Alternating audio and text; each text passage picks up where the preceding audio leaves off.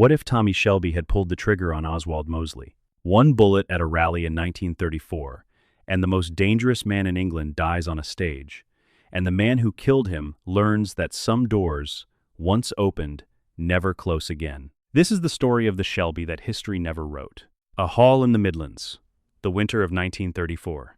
The air is thick with the heat of 2,000 bodies, and the particular smell of a crowd that has been taught to hate together, sweat and cheap wool, and something underneath it, something coppery, the smell of a country deciding to be cruel.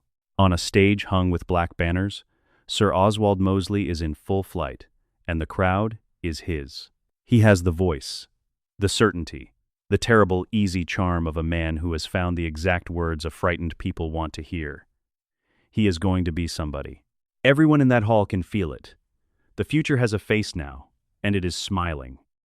And in the gallery above, in the shadow of a pillar, a member of Parliament named Thomas Shelby watches the man he is supposed to destroy with a pistol cold against his ribs. In the life that was, this is the night it all went wrong. In the life that was, Tommy had a plan, a clean plan, a deniable plan, a soldier of his hidden in the rafters, and the whole thing arranged so that Mosley would fall and no Shelby would ever be touched. And in the life that was, the men he answered to, the quiet men from the secret parts of the British state, the ones who used Tommy like a tool and let him believe it was his own idea, pulled the plan apart at the last second. They had their reasons. A live Mosley was an asset they understood. A dead Mosley was a martyr they could not control. So they took the night away from Tommy Shelby and left him standing in the wreckage of it, and he went home and started to come apart. But here, in the life that might have been, something is different, and the difference is a child in the ground. Because Tommy buried his daughter the year before, Ruby. A fever, a Latin word, a small white coffin, and a man who had spent his whole life believing that if he was clever enough, ruthless enough, 3 moves ahead enough, he could keep the people he loved safe, and then watched a thing no cleverness could touch take his little girl in 11 days. After Ruby, something in Tommy Shelby that had always done the calculation, always counted the cost, always chosen the long, survivable game over the clean, dangerous one, that thing simply stopped working. A man who has nothing left to lose is the most dangerous animal in the world, and Thomas Shelby, in the winter of 1934, has discovered that he has been carrying nothing left to lose around inside him for a year and calling it grief. To understand the bullet, you have to go back to the small white coffin. 11 days, that was all it took. A little girl who had her father's pale eyes and none of his hardness, who used to climb into his lap in the study and fall asleep to the scratch of his pen, taken by a fever that no money and no name and no cleverness in the world could buy off. Tommy sat by her bed every one of those 11 nights and did the thing he had done his whole life. He looked for the angle, the doctor to bribe, the specialist to summon, the move 3 ahead that would make it come right, because it had always come right if he was only ruthless enough. And there was no angle. There was no move. There was just a small chest rising slower and slower under his hand, and a clever man learning far too late that the one war he most needed to win was the only one his cleverness had never been any use in at all. When they closed the coffin, something in Tommy closed with it. Lizzie watched it happen. She said afterward it was like watching a light go out in a house you knew no one was ever coming back to live in. He did not weep at the grave. He stood very straight and very still in the rain, the way he stood in France. And Lizzie understood that her husband had just rejoined the dead, and was only waiting, now, to find out what he was for. That is the man who watches Oswald Mosley smile down at 2,000 people. Not a politician with a plan. A dead man looking for somewhere to spend himself. The quiet men come to him 3 days before the rally and tell him, in their reasonable voices, to stand his plan down. Mosley is to be left alive. The state has decided. There are bigger games being played, and Tommy Shelby is to be a good tool and do as he is told. They come to him in the office above the works. 2 of them, gray suits, reasonable voices, the chief doing the talking while the other watches Tommy's hands. "We understand you've developed an interest in Sir Oswald," the chief says, as though discussing the weather. "We're asking you to set it aside. He's useful to us, in ways above your clearance. You've done good work pointing him out to us. Leave the rest to people who can see the whole board." Tommy pours 3 drinks no one will touch. And if I don't? Then you'll remind us that a man with your history is only ever one decision away from the gallows. We stop being grateful, and we start being thorough. The chief smiles, thin. You have a great deal to lose, Mr. Shelby. A seat in Parliament, a name, a family. Men with a great deal to lose are very reliable. And Tommy looks at him across the desk, and the gray man cannot read the thing that moves behind the pale eyes. Because the gray man does not know about the small white coffin, does not know he is threatening to take a future from a man who buried his future in the rain a year ago. You're right, Tommy says quietly. A man with a great deal to lose is very reliable. He raises his glass to them. The gray men leave satisfied.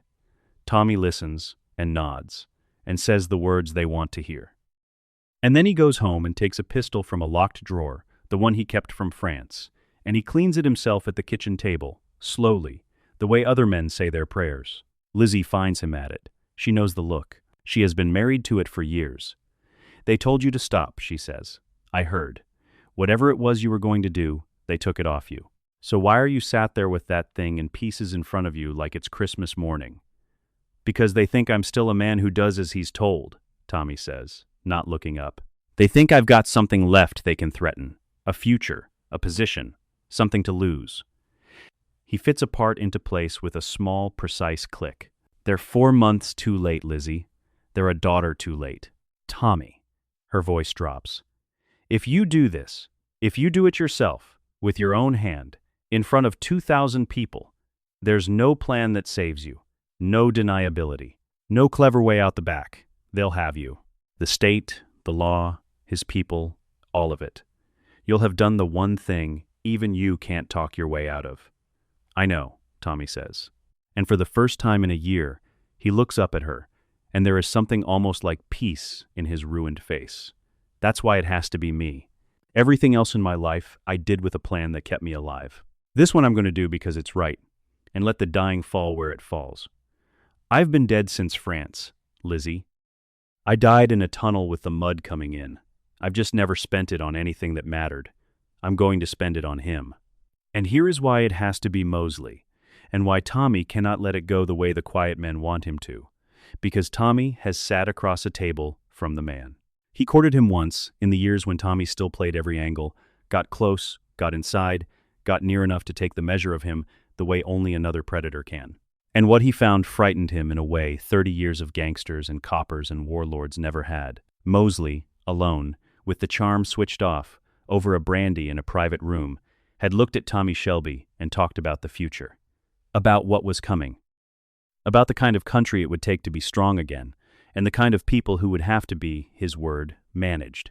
He talked about it the way a man talks about clearing a field. No hatred in it. That was the thing. No anger, no madness, nothing a man could point at and call evil. Just a cold, reasonable, smiling certainty that some people were the problem and a strong hand would deal with them. And a sense, underneath it all, that he could not quite imagine being stopped. You and I are the same animal, Mr. Shelby, Mosley had said, swirling the brandy. We see what people are. The difference is you use it to run a business in Birmingham, and I'm going to use it to run a country. And Tommy had smiled and shaken his hand and gone home and been quietly sick, because he had met a great many dangerous men, and this was the first one who made him feel like the small-time criminal Mosley plainly believed him to be. A man playing with pennies, while the real game was being set up around him. He had known, that night, with a soldier's certainty, exactly what was coming if no one stopped it. He had just always assumed someone else, someone official, someone with the right to, would be the one to do it. There is no one else. That is what 1934 has taught him. The official men, the ones with the right to, have looked at Oswald Mosley and decided he is useful. So it falls, as everything always falls, to a Shelby. That is the divergence. That is the hinge. In the life that was, Tommy stands down and survives, and unravels. But here, he assembles a pistol at a kitchen table, kisses his wife on the forehead like a man going to work, and walks into a hall full of the future to put a bullet in its smiling face. The rally builds. Mosley reaches the height of it, the part where the crowd stops being people and becomes one animal, roaring. And in the gallery, Thomas Shelby steps out from behind the pillar, and for one strange, suspended moment, he is calm, in a way he has not been calm in years. The old calm, the tunnel calm, the calm of a man who has stopped being afraid because the worst thing already happened to him in a small white coffin. He raises the pistol. The hall is so loud that the shot, when it comes, is almost nothing, a flat crack swallowed instantly by the roar. But Oswald Mosley stops speaking. He looks down at himself with an expression of enormous surprise, the surprise of a man who genuinely believed he was the future and has just been informed otherwise. And then, the most dangerous man in England folds at the knees and goes down behind his own black banners, and the roar of the crowd curdles, in the space of a single second, into a scream. For a moment the whole hall does not understand what it has seen. 2,000 people who came to be told they were the future stand frozen, looking at the empty place on the stage where a man had been standing, and the black-shirted stewards rush the platform too late, and somewhere a woman begins to scream and cannot stop. The future, it turns out, has no plan for the death of its own face.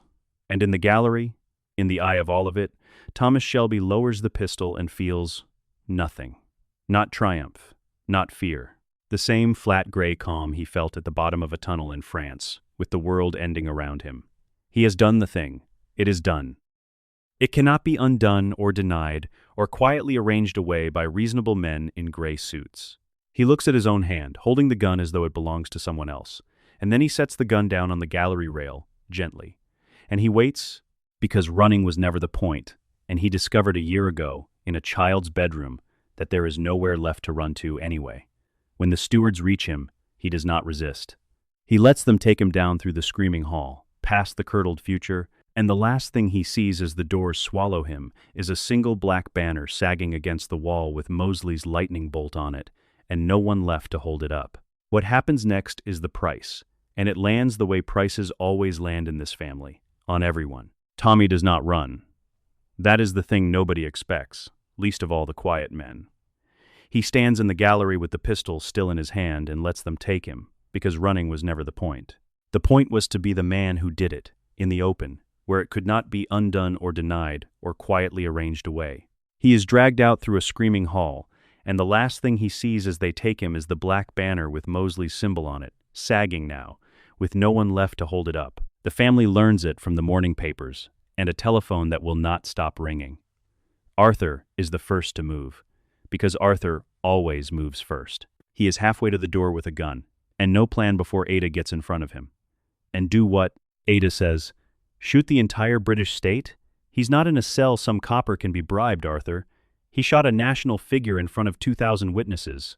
This isn't ours to fight with guns. If we go in loud, we hand them a reason to bury the whole family alongside him. That's our brother. I know whose brother it is."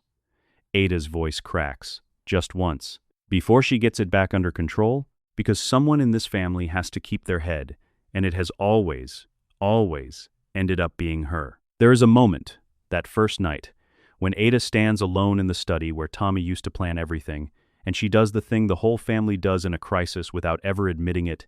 She asks the dead. What would Polly do? Polly, who held this family through worse than this, who fought every war that mattered not with a razor but with a cold eye and a long memory and an absolute refusal to panic. And the answer comes to Ada in Polly's own dry voice, as clear as if the woman were leaning in the doorway with a cigarette. You don't save a Shelby man by being louder than the men hunting him. You save him by being cleverer, and by making the world watch while you do it. Ada wipes her face once, hard, and gets to work, and from that moment she is not a frightened sister. She is Polly's heir, and the quiet men have no idea what is about to happen to their tidy little version of events. Which is why we do it right. We get him a lawyer. We get the truth out, what Mosley was, what he was building, why a decorated soldier and a sitting member of Parliament decided the only way to stop him was a bullet. We don't fight the state in the street. We fight it in the papers and the courtroom, and the one place these men are actually frightened of, in front of the public they're pretending to serve. It is Ada who understands, before any of them, what kind of war this has to be. Not the family's usual war of razors and quiet bodies, a war of meaning. Because the quiet men have a problem now, and it is the exact problem they killed the original plan to avoid. They have a martyr, but they have to decide whose martyr he is. If Mosley dies as a great patriot cut down by a gangster, fascism gets its saint and its grievance and its excuse. But if Mosley dies as a dangerous demagogue stopped by a war hero who saw what was coming, then the bullet means something else entirely. The whole future of the thing hangs on which story wins. And that, Ada realizes, is a war the Shelbys actually know how to fight. The Blackshirts try to make him a saint, of course. In the days after, they march, grief turned to theater. Torch-bearing columns and a coffin carried high-end speeches about a great Englishman martyred by a gangster. For a week, it frightens everyone in the family, because a movement with a dead leader can be more dangerous than one with a living one. A martyr asks nothing and forgives nothing and can be pointed at anything. But here the Shelby War of Meaning does its slow, deliberate work. Every time the Blackshirts raise Mosley up as a martyr, Ada's documents raise the question straight back at them. A martyr to what? A man the state's own files, in the state's own hand, called a danger to the realm? A man who sat in a private room and spoke of managing whole classes of people, the way a farmer speaks of clearing a field? The marches that were meant to look like mourning begin. In the newspapers, Lizzie has carefully fed the truth, to look like precisely the thing Tommy said they were. And a frightened public that might have rallied around a murdered hero will not rally around a stopped threat. By the second week, the torch-bearing columns are thinner. By the third, the movement is quarreling with itself about whether the dead man was worth the defending. The saint, the quiet men feared, never quite ignites, because the Shelbys, for once, got to the meaning of a death before anyone else could. The midpoint comes in a gray room, when the quiet men finally come to see Tommy in his cell. The chief of them, a soft-spoken man with a civil servant's gray suit and a killer's still eyes, the man who had run Tommy like a tool and told him to stand down, sits across a metal table and lights a cigarette, and does not offer one. "You've made a terrible mess, Mr. Shelby," he says. "We told you to leave him be. We had our reasons. Men like you don't see the whole board. Men like me," Tommy says, "we're the ones in the tunnels, while men like you drew the lines on the maps. Don't talk to me about the whole board." He leans forward, and the chains move with him. You wanted him alive because you thought you could use him. Point him at the unions, the Reds, the people you're frightened of, and reel him in before he got too big. You were going to ride the tiger. I've met men who thought they could ride that tiger. They're the ones it eats first. He sits back. I took your toy away from you. That's what this is really about, isn't it? Not that I killed a man. That I killed your man, without asking. The chief is quiet for a moment. Then he says the thing that is the real threat. We can make you anything we like, Mr. Shelby. That's the part you've never understood about us. We can make you a hero who stopped a monster, or we can make you a madman who shot a great Englishman over a private grudge, a drunk, a gangster, a sick man unhinged by the death of his child. We have the newspapers. We have the doctors.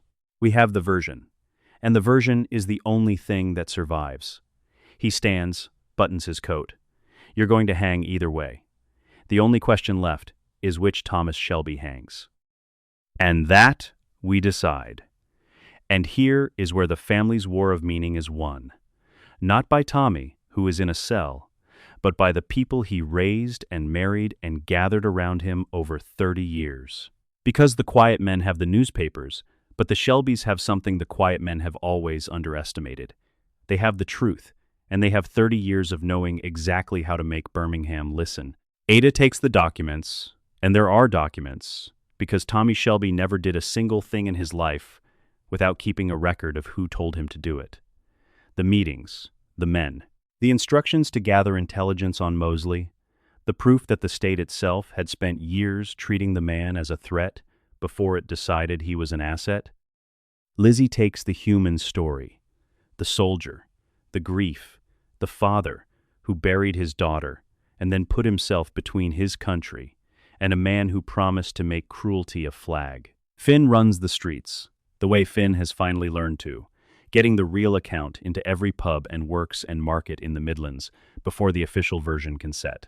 He does it the way the family taught him, without ever once sitting him down to teach him.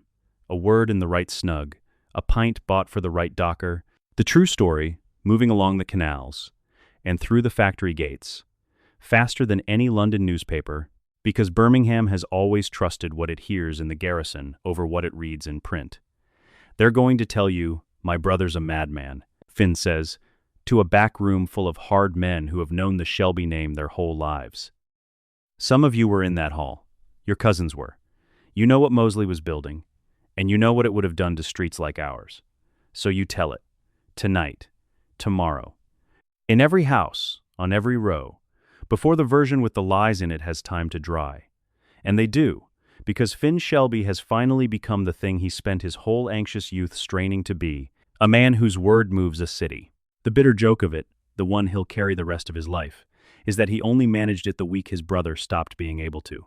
And Arthur, who wanted to fight it with a gun, Arthur does the hardest thing of his life, which is to do nothing loud, to hold his fury in both fists and let his sister and his sister-in-law fight the clever war, because he has finally understood that the loud war is the one the enemy wants. It is a war fought in scenes, across that long, cold month. Ada, at the long table, at 2 a.m, the documents spread under the lamp, sorting 30 years of Tommy's paranoid record-keeping into a weapon. Every memorandum, every instruction, every gray man's signature on a request to watch Oswald Mosley before the same gray men decided to use him. He kept all of it, she says to Finn, almost in wonder, holding up a file. Every time they ever told him to do something dirty, he kept the proof of who told him. I used to think it was madness. It was insurance. He's been arming us against this exact day for years, and none of us knew. She finds the one document that matters most, the state's own assessment, in its own words, of Mosley as a danger to the realm, filed and then quietly buried the year they chose to ride the tiger instead. There, Ada says, and her voice is very soft, the way it goes when she has won. Their own hand. They wrote down that he was a threat. Then they made my brother a murderer for agreeing with them. And Lizzie fights the other half of it, the human half, the half no document can carry. She goes to a journalist, a careful one, a man with a conscience and a national paper, and she does not give him a gangster's wife pleading. She gives him the truth, plainly, in a tea room, the way Polly might have. They're going to tell you my husband is a madman, Lizzie says. A drunk. A criminal who shot a great man over a private grudge. So before they do, I'm going to tell you who he actually is. He's a man who went into the tunnels in France at 19 and never entirely came back out. He's a man who buried his little girl last year and has not slept a whole night since. And he's a man who sat across a table from Oswald Mosley, looked into him, and saw exactly what was coming for this country, and then watched the people whose job it was to stop it decide to use it instead. She sets down her tea. You can write that he was mad. Or you can write that he was the only sane man in the building. One of those is the truth. I think you already know which. The story they tell is not complicated, and that is its power. A decorated soldier, a member of parliament, a man who had every reason to stay quiet and comfortable, who instead looked at a rising tide of organized hatred and decided that some things you do not calculate, you simply stop. They do not pretend Tommy is innocent. They do something far more dangerous to the quiet men.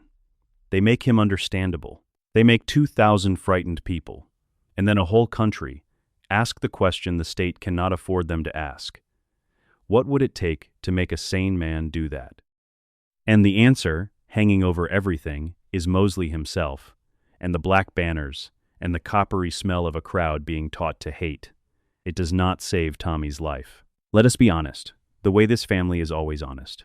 A man who shoots a public figure in front of 2,000 witnesses does not walk free. Not in 1934. Not with the whole weight of the state deciding it needs an ending. But the war of meaning is won all the same, and the winning of it changes everything that comes after. Because by the time it is done, the version that survives, the version that gets into the history, into the memory, into the bones of the country, is not the madman and the martyr. It is the soldier and the demagogue. Mosley does not become a saint, he becomes a warning. The movement he built does not get its grievance and its excuse. It gets a leader who was stopped, publicly, by one of the nation's own war heroes, and a question mark over everything he stood for, that it never quite escapes. Fascism does not die in that hall. History is bigger than one bullet, bigger than one family. But in this England, it is born already wounded, already on the back foot, already having to explain itself. And that wound matters more than anyone in 1934 can know, with the larger darkness only 5 years over the horizon. The trial is where the two versions finally meet in the open, and it is the last battle, and Tommy fights it himself. The quiet men send word, through his own barrister, that there is a way to live, plead madness. Grief, drink, the war, a mind unhinged by the death of a child. Plead madness, and they will arrange a hospital instead of a rope, a quiet room, a long forgetting. It is a real offer, and it is the cruelest one they have made, because it asks Tommy to buy his life with the very lie that destroys the meaning of what he did. He refuses it before the barrister has finished speaking. If I'm mad, Tommy says, then the bullet was the act of a madman, and Mosley dies a sane man murdered. I'll not give them that. I did it knowing exactly what I was doing. They'll hang a man who knew, or they'll hang no one. So he stands in the dock and he makes the only statement he will ever make, and the public gallery is full, and the journalists are leaning forward, and for once in his life, Thomas Shelby is not playing an angle. I'm not going to tell you I didn't do it, he says. 2,000 people watched me do it. And I'll not insult them, or myself, by pretending otherwise. I'm going to tell you why. And then you can do what you like with me. I met Oswald Mosley. I sat with him. I heard, in his own quiet voice, what he intended for the people of this country, the ones he'd decided were the problem. I have killed men. I'm not going to stand here and pretend to be a good man. But I have only ever killed men who came for me and mine. Mosley was coming for everyone's. And the men whose job it was to stop him had read the same reports I had and signed their names to the danger and then decided he was useful. He looks, just once, at the gray man sitting at the back of the court. So it fell to me, not because I wanted it, because I was the only one left in the building willing to pay for it. You can call that murder. I'd have called it murder too, once, when I still had something to lose. Now I call it the one clean thing I ever did. Hang me for it if you have to, but you'll hang a man who'd do it again. The gallery is silent. The gray man at the back does not move. And every person in that courtroom understands that whatever the verdict says, the version of events the quiet men needed has just died in open court, killed by the calm voice of the man they meant to make a lunatic. There is a scene, near the end, that holds the whole of it. The night before, in the cell, and it is Arthur they let in to see him, because Tommy asked for Arthur. The two brothers sit either side of the metal table, and for a long time neither of them can find anything to say, these two men who have killed and bled and buried half their world together since they were boys in Small Heath. You should have let me come in with the guns, Arthur says finally. Day one, I'd have got you out. We'd have run. France, America, anywhere. And lived as what? Tommy says. 2 more gangsters on the run, while the man I killed turns into a saint behind me. And his lot used my running as proof I was just a criminal all along. He shakes his head. No, Arthur. The running was never the way out. The way out was making it mean something. And Ada did that. Our Ada, with a box of papers and the truth. She won it, not me. He almost smiles. Took us 30 years to work out. The sharpest one of us was the one we kept sending out of the room. Arthur's face is working. I can't do this without you, Tom. I don't know how. You point, I go off. That's all I've ever been. That's not all you've ever been. Tommy reaches across the table, chains and all, and grips his brother's wrist, hard, the way their father never once held either of them. You held the fury. This whole month, when every bone in you wanted to burn the world down for me, you held it. And you let the clever war happen, and that's why it worked. That's not the bullet, Arthur. That's the man. I need you to be that man for the family now. For Finn. For Ada. For Lizzie. You hold them the way you held that fury. Can you do that for me? One last thing.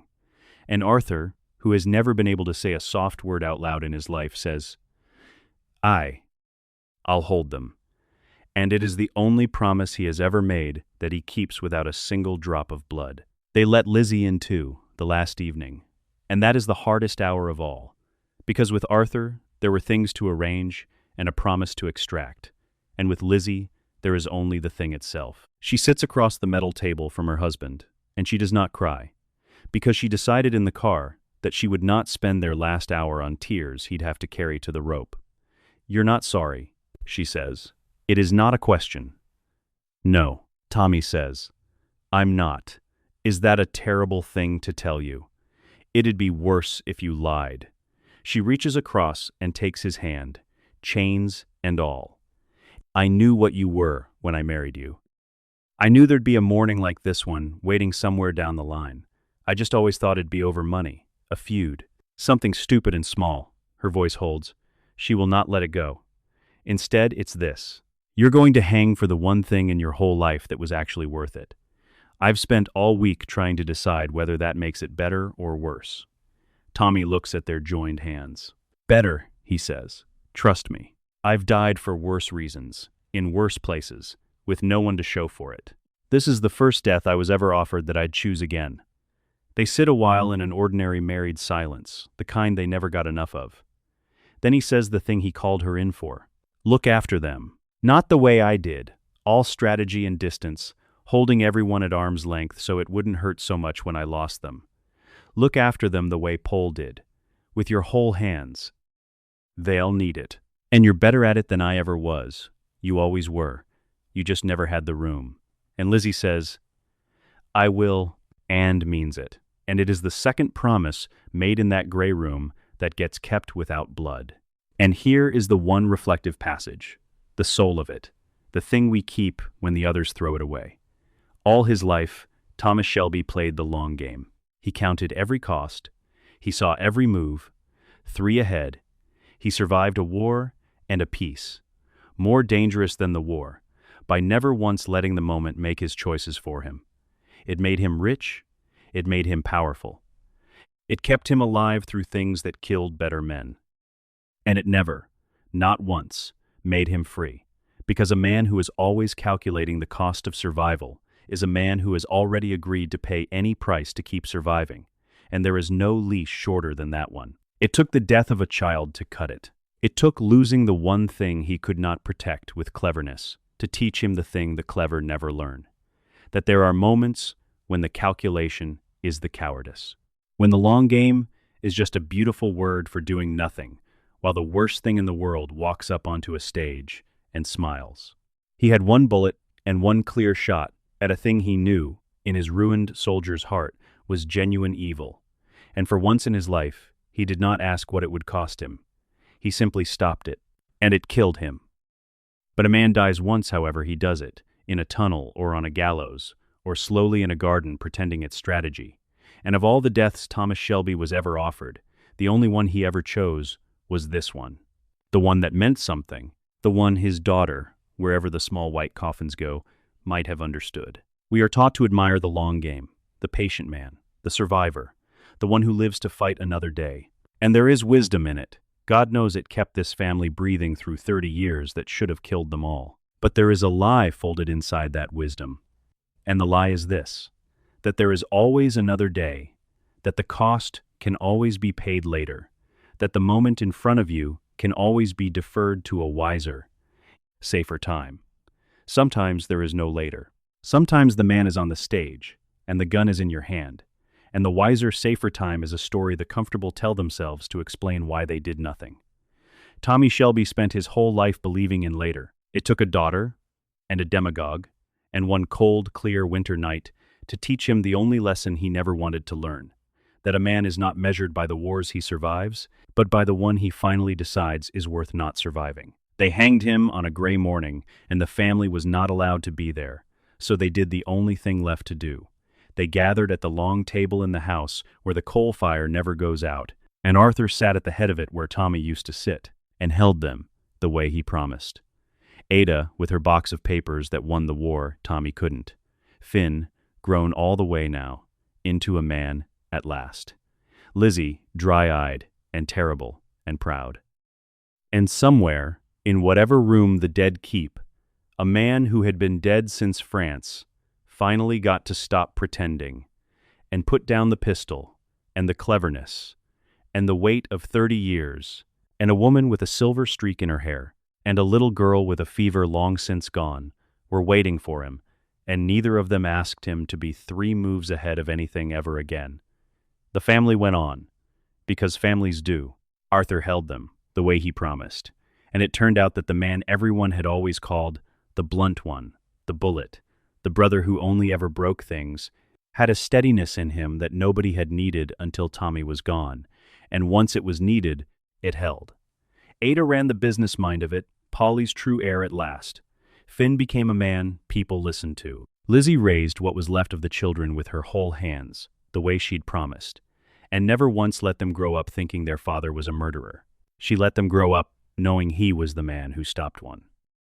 And 5 years on, when the larger darkness finally broke over the whole world, and the country found itself in another war against exactly the thing Tommy had seen coming, in a private room over a brandy, there were men in Birmingham, and beyond it, who remembered. Who remembered that before the bombs and the blackout and the whole grinding fight, one ruined soldier had looked at the English face of that darkness and refused to wait for permission to stop it. They did not put up a statue. Men like Tommy Shelby do not get statues. But in the pubs along the cut, for years, when talk turned to the bad old days and the man Mosley might have become, someone would always say it quiet into their pint. There was a Shelby stopped him. One of ours. Paid for it too. And that, a sentence, said low, kept alive by the people he came from, was the only monument Thomas Shelby ever wanted or would have believed in. That's how it might have gone. The Shelby story the world never got to see. Birmingham is full of roads not taken, and we walk them here. If you'd ride with us down the next one, leave a name below and tell us whose story to rewrite. Mind how you go.